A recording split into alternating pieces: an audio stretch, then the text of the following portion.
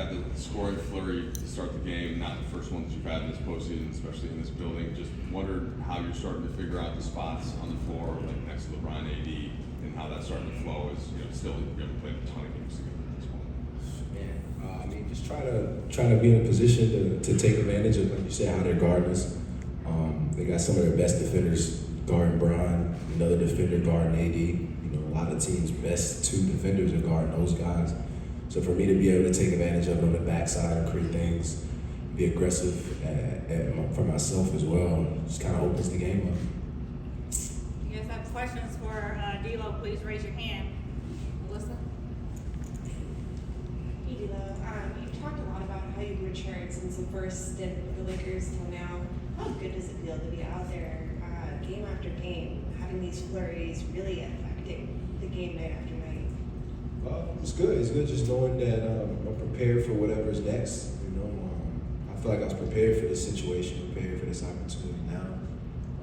Prepared myself mentally, physically to have success under these circumstances too. Obviously, getting traded and things like that. You got to readjust your focus. And like I said, going through what I've been through, my short time as a pro prepared me for almost everything. So just being prepared, getting my mentality shifted to the right place, and then attacking it from there. I've had some success, so might not change that up. Jim?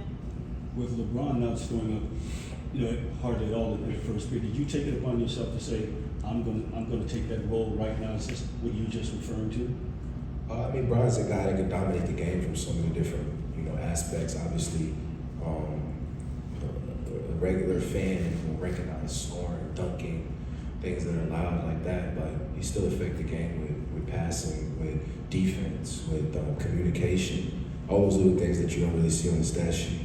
He still led us, in a way that you might not see. So for me, it was just scoring tonight. Next night it might be passing. So just taking advantage of what they're allowing us to have. Kirk? It's such a unique flow to the game. A, the way you started. B, all of a sudden they're up 40-29, and then you guys go 13-0. How do you describe kind of the flow that got you guys going? We locked in. Honestly, I think we just got stops, and it allowed us to kind of creep back. A few and-ones, a few threes, a few offensive rebounds leading to easy layups. Got stops, got out in transition, things like that we probably weren't getting earlier throughout the game. Like I said, once we get off to a good start, I like our chances. Hi, over here to your right. I know every playoff game is kind of its own entity, its own story, but is there anything that you personally or you as a team can take out of this that you think will help you in game four? Obviously, they're going to adjust. We got to figure out how we're going to adjust to that and try to prepare for what they're going to adjust for. Obviously, I don't want to speak too much on what our game plan is, but the game at its purest form is simple, and that's what we see right now. We're in a position where if they take A away, you gotta go with B. If they take B away, you gotta go with C, and it'll be right there, for you to take advantage of it. So we'll check the film and go from there. D'Lo, right? You got here from a Minnesota team defensively that was really aggressive. I remember in the playoffs, y'all played an aggressive style. First off, y'all fouled a lot. What's it like going from a defense like that to the defense that you play now? Where tonight y'all forced turnovers, but that's not always how y'all play. Y'all emphasize make sure you defend without fouling. When I was there in Minnesota, we were versatile, but it was kind of a set program of what we were going to do defensively. With the bigs that we had, AD brings a different dynamic to the team to where you can be a little more versatile on the defensive end. And I think that's what it is. When he controls the game like he does, he makes everything easier for everybody else. Gives a guy like me confidence to be aggressive on the ball and around the perimeter, knowing that I have that anchor down there to kind of save the day. I just think it's just a shift in mentality. Obviously, the personnel goes into play. So just recognizing and going with it. Last three will go Steve, Vince, and then Jill. Right here. Congratulations on the win. I want to ask you, so when you fall behind by 11, 40-29, I know you, as a team, any team doesn't want to pressure themselves, they have to come back, but is there in the back of your mind a sense of urgency? We can't let it get any worse, and we have to respond at that moment? I don't think whenever the game presents a run from a team, I don't think you're thinking your urgency doesn't go up. I mean, they just may have gotten a whistle or a foul or and one or something that kind of gave you some momentum. And that's what the game's all about, knowing that they're going to make shots, they're going to make tough shots, there's going to be 4-point plays involved, there's going to be rebounds, kick out for three, all that's going to happen. It's going to allow them to get some points and have the lead. But eventually, when you miss shots like that, we get to get out, we get to respond, we get to do things like that. So just always sticking to that plan, knowing that there's always a chance. The game's never really over until it is, and knowing that we're capable of matching up with a lot of teams and we're capable of scoring, outscoring a lot of teams too. D'Lo, right to your left.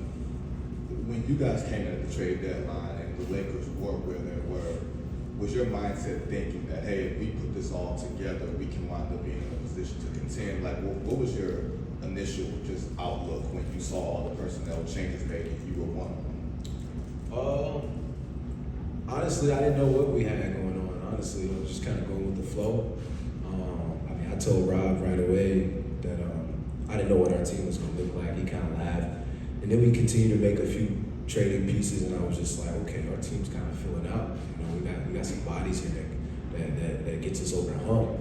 And just knowing that, who I'm playing with the ADs and LeBrons, not having the chemistry with those guys, I thought it would be, I didn't think the progression would be as efficient and as soon. I thought we would need a lot more games under our belt to get that flow going. But as y'all saw, as soon as we stepped on the floor, we had this pop to us that allowed us to keep going with it, going into the next game, going into all these games that mattered, to finish off the season.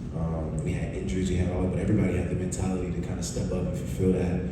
And it allowed us to kind of go right into the playoffs with this momentum to where we feel like we can beat anybody, we can guard anybody. Last question. What do you make of this series? I mean, you guys win the close one in game one, the Warriors win big in game two, you guys win big in game three. It seems pretty unpredictable, just your thoughts being in it. Playoffs, anything can happen, honestly. When my friends ask me who's going to win this game tonight, when it's Boston and Philly, anything can happen, man. You got to take that in consideration, that it's unpredictable. A lot goes into winning in this league. It's not easy, and players are special. They rise up to the occasion when their backs are against the wall, and it allows teams to kind of create this opportunity for themselves that you probably didn't expect. So watching the playoffs, knowing that anything can happen, the game's never over until it's over, and players are dangerous at this time of the year.